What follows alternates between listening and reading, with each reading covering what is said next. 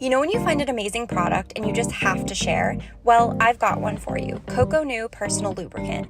I know, you may be thinking, I don't need lube. Well, I'm here to tell you, lube is for everyone. It's fun, it's great with toys, and it makes getting your groove on easier than ever. Coco New is all natural and organic, kind of like sex. There are no suspicious ingredients, so you can have worry-free fun. And our listeners get 15% off. Just enter Naked Folk, all one word, when you check out at coconew.com. That's coconut without the T. Thank you so much for coming on. I'm really excited to talk to you. I've taken a look at VDOM and sort of what you're doing, and really inspired by it. I work a lot in the sexual wellness space. I'm a sex and relationships writer, and I've never seen anything like VDOM, and I think that it's so cool. So very, very excited to talk to you. I also would love, I already recorded your intro, but I would love to kind of hear in your words how you describe yourself, what your pronouns are, and also sort of where you started with VDOM, if you want to kind of start there and kick us off. Absolutely. I identify as a Black lesbian woman, and Mhm. my pronouns are she, her. And the VDOM came out of two really pivotal things that happened in my life. One was, it was probably like one of the last times that I had a really big dinner with friends, and everybody was sitting around the table. We had a couple of wine going around. My wife is a chef outside of the work she does. She cooked for us. And I was like, it would be so cool if we had this product that could just go from flaccid to erect whenever we wanted to. We could wear it around. Nobody would know we'd have it on. Mhm. And they were all like, ah, here goes Glenise, too many drinks of wine. Here she goes with these bright ideas. And at the same time, in unison, everybody turned around and was just like, wait a minute, that actually would be amazing. And give it, this is a table full of lesbian women. And Mhm. so I was like, okay, might be honest something. Literally a week later, one of my transgender friends was at my house. They were eating all of the food in my refrigerator. I'm like, what are you doing? And they were like, I'm trying to gain weight. I'm trying to gain weight. I'm like, for what? And they were like, well, my BMI is down and I really want to have bottom surgery, and I can't have it right now because I have to get my weight up. And he started to tell me about the entire process. I was like, there has to be an alternative out here. And then I connected it back to my bright idea after a Mhm. couple of glasses of wine and realized, whoa, there is really something that needs to be created here. And I just went full speed ahead. Wow, that's amazing. I feel like when someone looks at a product like VDOM, they might be confused as to how it would be helpful, especially for certain groups. I know in the queer community, like being a queer woman myself, seeing the product, I was like, oh, this makes so much sense for so many reasons. I also think you touched on, the trans community, and then I think too, disabled folks to be able to use um, something like this is just really innovative and I think helpful in so many ways too. Do you think Absolutely. when you were starting to create VDOM and sort of the concept, I guess for people listening, how would you describe it? Like, how would you describe that it looks and how would you describe that it works? So when I first started just imagining what it would be, it was just, a product that was an elevation to a traditional strap-on. So a strap-on can do one thing. It can go in and out and it can be worn, right? Hmm. Um, but I realized like, wait a minute, there's so many other factors that are missing with traditional strap-ons. So let me see if I can attack some of these things. One thing is that I polled, our community was just like, what are the top three things you hate about traditional strap-ons? And one was the straps that have to go around your body. For different body sizes, they can be uncomfortable, they cut into your skin. The next piece, so it's basically uncomfortable. The other piece was that it's pretty much you can only use it in one time and you have to assemble, you have to put it on.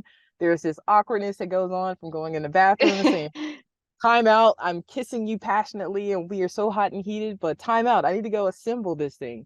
Yeah. And taking that walk from the bathroom or from a different space and back to your partner, it's just started to, break up the continuity of, in intimacy. And so I was like, okay, let's tackle these things. How can we, you know, have this natural flow of human connection from an intimate standpoint and have it uninterrupted? And so that's why I was like, you know what? We already use the traditional strap-ons, which are pretty much a lot of them come in like a replica of a human penis. Hmm. So why not? Let's not break the wheel there. But there's some things that we could do with comfortableness. So let's provide underwear. I mean, I know it's a little weird, but at the same time, comfortable underwear versus and comfortable jock straps versus straps that you have to pull and pull around your body and cut into your skin. Let's tackle that.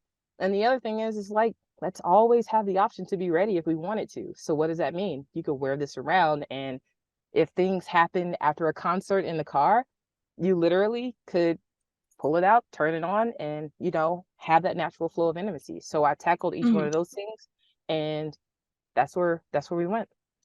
I also feel like strap-ons can be really intimidating for people if they've never used them before, or maybe if they're newly out and they want to explore that space, but they're like, what is all these straps? How do I even put it on? Like, for me, myself, like the first time I ever tried one, I was like, what is this? How do I do it? It's like uncomfortable. It's like sliding around. It doesn't stay in the right place. I feel like underwear is such a natural progression to like being comfortable and feeling good in your body and how you look in the underwear, and then not having to really worry about anything else, like you're saying, scurrying into the bathroom and it being a little bit awkward, or obviously there's like a space of like laughter and silliness and sex too, and that can be part of it. But I think this is such a nice way to make everything flow together, and then you're not kind of taking that time away. I'm curious to know, like, when you were really ideating this and talking to people about it, did you feel like there was a really big support among the community to have this product? This is always a hilarious question because I was, like embraced on some halves, like, thank you, finally somebody has created this. I've been thinking about this for years.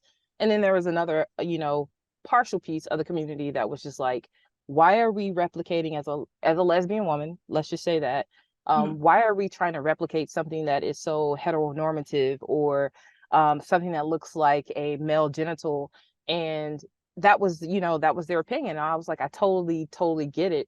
But I think that those types of opinions, and this is my opinion, that those types of things come from these false definitions and boxes that people like to put people in for what it means to be a lesbian, or what it means to, have intimacy with a same-sex partner.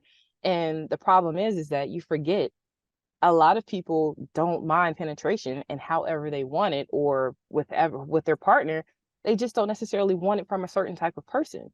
And it doesn't Sure. mean that you're any less lesbian. It doesn't mean that you're any less, trying to be very non-heteronormative or whatever. Like, forget all of these boxes. Just get what you want that provides a service or a purpose, or fills in the blanks for you. Just embrace that. Don't embrace all the things that has been taught to us, because we're introduced to, our sexuality and our connections in our community in so many different ways. So Mhm. it was I got some pushback. Yeah, I could see that being the case actually, because I've read a lot of articles about specifically the lesbian population being a little bit hesitant to embrace certain sexual things. There's a lot of different variations, but I think that anything that's kind of like a penis or like looks like a penis is kind of like, oh, maybe not. But there is, everyone's on their own sexual journey, and I think that to each their own. Like everyone likes different things. If this works for you, then that's absolutely great. Exactly. And if it doesn't, that's totally fine. This product was created for people who want it, who need it, and who are excited about having something that, again, fulfills, whatever it is that they're seeking to fulfill. Like, some people just want this product because they can be spontaneous. That's it. Yeah. They could care less what it looks like. They have the ability to be spontaneous with their partner. Cool. The VDOM fits that box. Some people want it because this product feels like a missing body part for them. And that's all they care about. They don't even care if it operates or not. They just Hmm. really want it because it looks like it fulfills a missing body part. Cool. They want it. Come get it. That's fine. And other people want it for so many different reasons. So I think that a lot of things that happens is just because of what we were taught, how the communities that we were in, and how we were because a lot of things had to be done in secret. It wasn't necessarily out in public. There's no books about being, Sure. LGBTQ.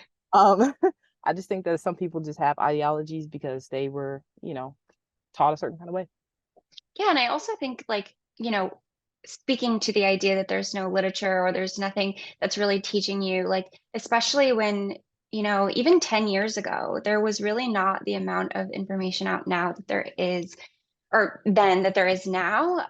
Like the amount of access we have now to information about the queer community and the way that things can look is so much more vast, even just on TikTok. Like you can go on TikTok and learn how to have sex with a woman if that's what you want to learn.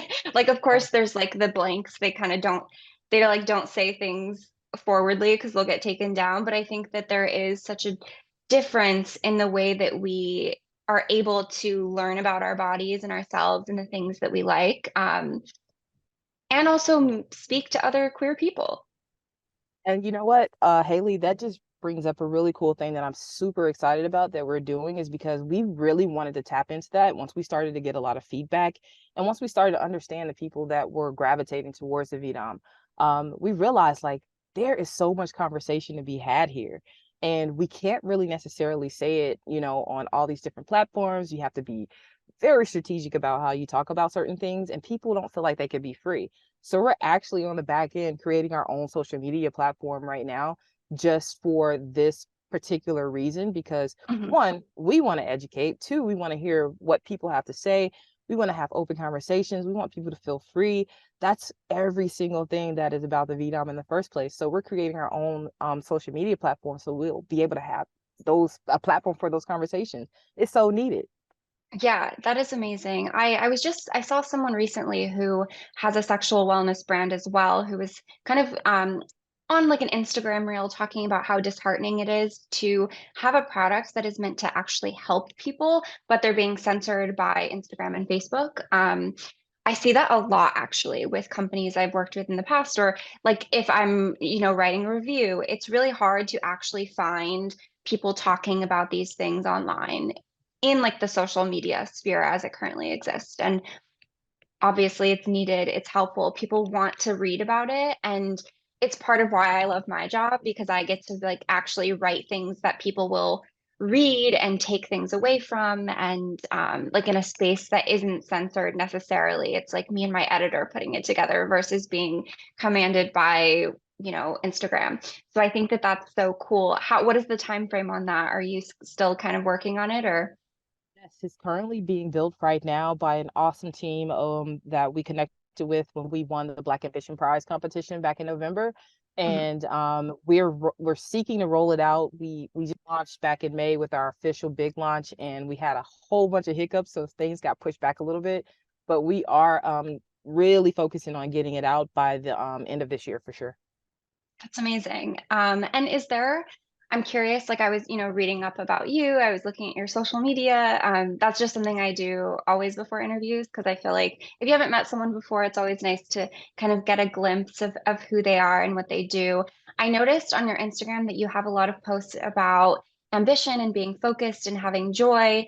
And I want to talk about that a little bit and how that has played into your journey with starting this company because I think as we talk to people who have worked in the sexual wellness space, usually there's a very personal aspect to why something is created. And then also, it doesn't come without struggle. And it also doesn't come without joy, usually. Absolutely. First, having an idea and wanting to bring it to life, that's one thing. But trying to Mhm. create something that you need to turn into a business, but keep the integrity of it is a different thing. There's so many hurdles and challenges off the top just being in the sexual health and wellness space because you have to be able to, feed your business from an economical standpoint, which is, talking to investors and trying to sign up for pitch competitions and 90% of those folks that you need to talk to or who holds the magic ticket, they are absolutely not trying to hear about you trying to create a autonomous product that is in the replica of a penis. So Mhm. um that's the first piece. So there's definitely hurdles there, and then just creating something that didn't have a blueprint. VDOM is the first of its kind. There's some things that imitated in a certain type of way, but trying for us to try to really make it as humanistic as possible has been our biggest challenge. We could have made a sex toy that moves from back and forth. We could have did that. There's tons of them out there. But we wanted to really add that human aspect to it. And that caused a whole nother level of, engineering and thought processes and deep dives into technology to create that. And so that was another hurdle. And then at the end of the day, I wasn't a CEO. I've had to learn how to be a CEO. I've had to learn business. I just had a cool idea. My background is in information security. So every single thing that I've learned amongst this journey has been learning it by bumping the hell out of my head on the wall. Hmm. Nothing has come easy. So that was another part of it. But at the end of the day, I always go back to my why of why I started this and why I created it. And that's where the joy comes into play. It's like, okay, we had this huge mountain in front of us, 2 weeks ago, and now it's almost disintegrated. That's where you find the joy at. It's just, pushing through, persevering, and just keep going and trying to make it happen. And Hmm. we've done it. Yeah, That's the joy. that's amazing. I think also, um, when you start with an idea that's supposed to help people, that really propels you forward because sure, there's stigma in the sexual wellness space. People are very like, especially straight people are like, what is this? Why would you need this? It's like Exactly. weird or strange. Um, I mean, I think when people hear about something like this, they're like, they don't know how to take it Yeah. necessarily. Yeah. I was speaking to someone recently who does PR in the sexual wellness space, and I told her about VDOM and how I was excited to talk to you. And she was like, wow, this is really innovative and something that, she's worked in the space for a long time with a lot of different sex toy companies. And she even said herself that she's never seen anything like this. And I think we watched like the demonstration video together about how the product actually works because visualizing it, like trying to visualize how it works, is kind of challenging. Like if you don't know what it looks like. And it was really interesting to see like, just the boxers, the briefs, the underwear, and then it really just looks like nothing is there until you turn it on, essentially. Yeah. Yeah. Yeah. I it's very cool that it's just, supernatural and easy to wear and actually helps people. And I've spoken to a few people about it who are in the sex space, and they all are like very fascinated by it. Thank you so much for that. And that's the thing, like, we went through a whole lot of hurdles this past summer with, getting the product to market. We ran into some issues we'd never seen before, wasn't expecting it. And, lots of customers were just like, oh my gosh, like what's going on? Where's my product? Because we were a little bit delayed in getting them out. But Mhm. when people started to get them in their hands and the emails started coming in and the social media posts started going up, it was like, this is exactly why we did it. This is Mhm. why we created this product in the first place. It was fun and it was innovative, but this true reaction is what we were looking for. And people saying, this is about to change my life. Thank you so much. I deal with, body dysphoria, and this is the first time that I've had a product that actually I'm just looking at, I haven't even used it yet. And it's already, meeting and helping me with that piece of my life, which is a Mhm. psychological, total humanistic feeling and issue. And like, I'm like, whoa, I just, worked with amazing people to create something that's having that type of impact. It's just like, okay, this is why. And we're so excited about it. Yeah, that's amazing. I like got chills because I think that there is, in certain communities, there is such a need. I mean, just on the human level, there is a need for feeling good in your body and being able to relate to yourself and understand yourself sexually. But then there's another thing to have, body dysphoria and feel like you're not in your space. And for something to help you and connect the dots for you is so powerful. Yeah, and that's what our goal was.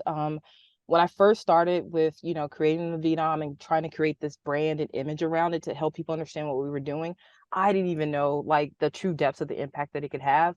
I was focused on the LGBT community because, of course, I'm a lesbian woman and I know exactly how I would use it. But Mhm. we started getting these emails and these messages from people from who were like, folks who had genital injuries that, were heterosexual and had a genital injury and had an amputation and needed this product. People who had spinal cord injuries. We were like, whoa, wait a minute. We had no idea that this would even possibly help these people. And so we were just like, whoa, this is a whole nother level. We have to keep going. Yeah. When you talk about keeping, the train going and really like, um, is there going to be different iterations of the product, or is there going to be different products that you come out with? If you can talk about it, of course. I know sometimes it's a little secret. Oh, we could definitely talk about it. So there's 6 more iterations of the VDOM that's in place right now. Our two main focuses right now are one that has a vibration aspect for it for the actual primary user. We got a lot of requests about that because, people, again, this is about connection. People want to be able to connect with their partner, and the best way to do it is to leverage, AI, uh, vibration, and a couple of other technologies and sensors. And so we finished a design for it actually last year with a couple of hurdles that we had. We were going to release it this year, but it's actually going to push into early next year.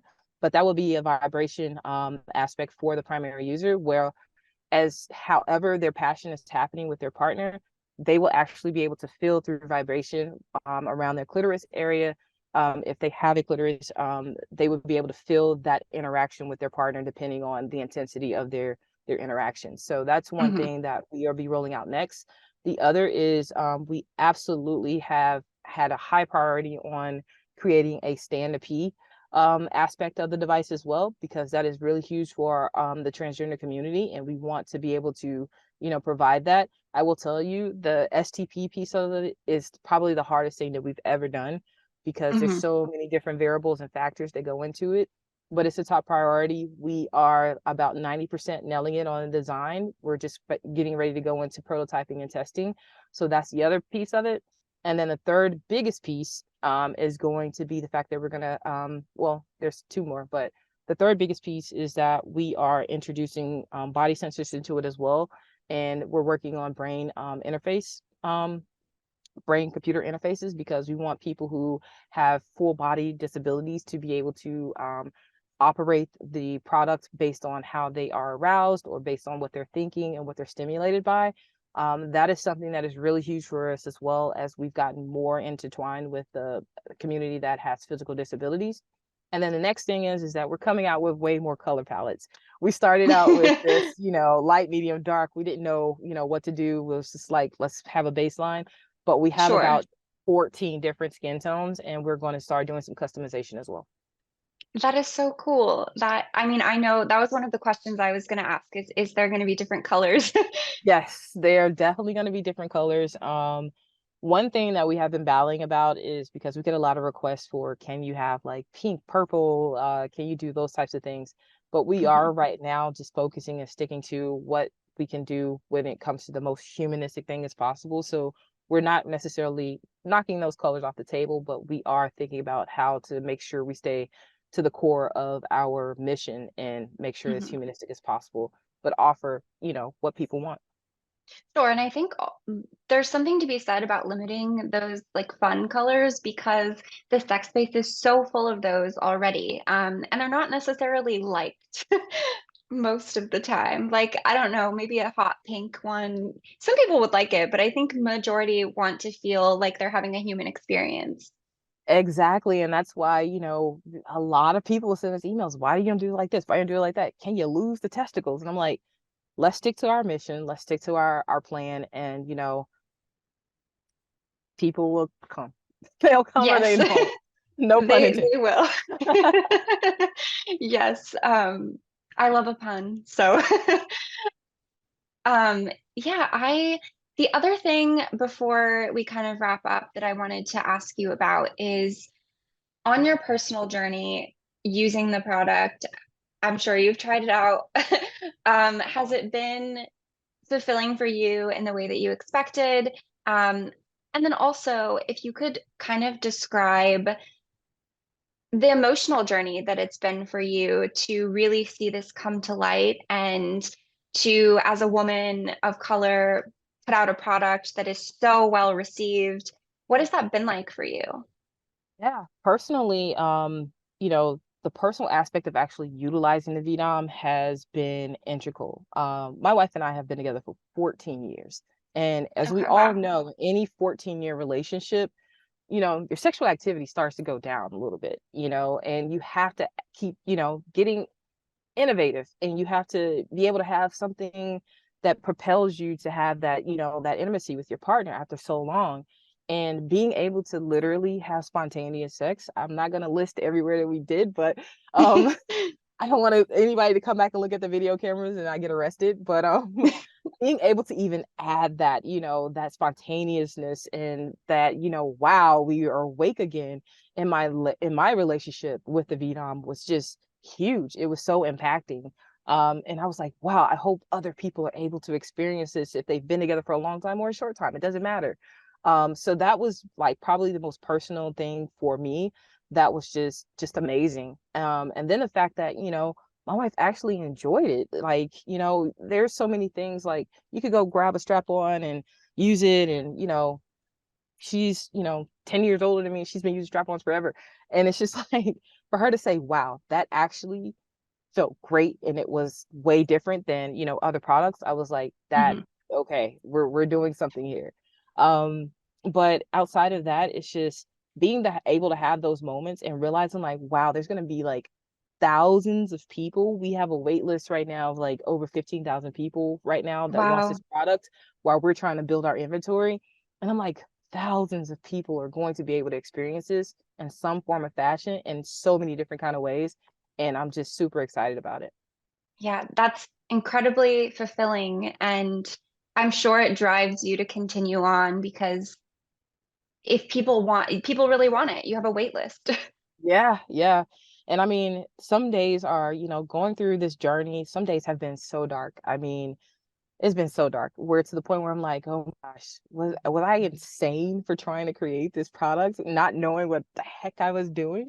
But it's just those moments where it's like, nope, you were chosen to do it for a reason and you just got to keep going. So yeah, like the wait list keeps going up as we close and open our sales, as we try to get ahead of inventory. And I'm like, we're not even doing any marketing right now because we Mhm. had to put everything on hold to just focus on our inventory and our products. And I'm like, wow, this keeps happening, so it has to be meaningful. Yeah, and I think also that speaks to the volume that it could grow into in the future, that so many people are already doing this and you're not really marketing it that much. Yeah, no, I mean, even on our social media, we haven't posted anything since early May, Mhm. maybe, and which is not like us, but it's been because of the reason like our whole entire team has just been so focused on product. And I'm like, wow, we keep getting followers, we keep our wait list keeps. I'm like, where are they even finding this stuff? Like, and so the point Someone's is that talking. exactly that means that, the community is talking and word of mouth is the best thing for us anyways. And platforms like this that are willing to have that conversation. So it's like, okay, let's keep going. Let's keep pushing, even though it's dark Yeah. somewhere.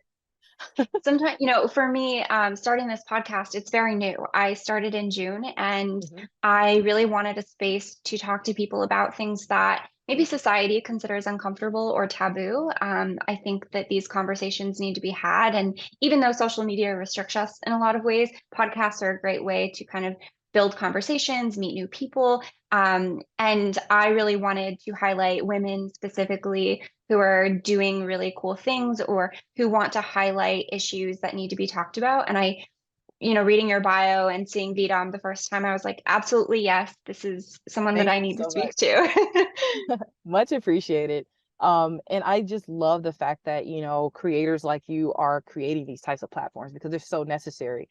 When we get booted off of social media, which is supposed to be this, it's like, wow, it's amazing how creators like you, like I couldn't come in and create a podcast if I wanted to, by any means. But it's just amazing, like the work that you do and why you jumped into it. I really appreciate that. Yeah, thank you so much. And I really enjoyed getting to talk to you today. Is there anything Likewise. else that we should know about VDOM or like the best way to get on a wait list, for example? Yes, so we just reopened up ordering last week. So we are now actively ordering. It takes 4 to 6 weeks for we actually build these by hand. So they're all custom. So it Hmm. takes 4 to 6 weeks. And we really try to get to know our customer a little bit more when they actually give a order. So we want to make sure that like literally none of our products look identical to each other at all. We really try to get to know the customer and you once you order. So ordering is now open. It's www.theVDOM.com and go to our store. You can check it out. We're getting ready to drop a lot of content on one, how to use it, because when I first put it out there, I was like, hey, here you go. And I was like, oh, people need to actually know how to use this thing. So we're putting out a lot of content on how to use it. And we're going to Hmm. start doing an educational campaign as well. And yeah, there is so much more coming. This is absolutely the baseline, and we're just getting started.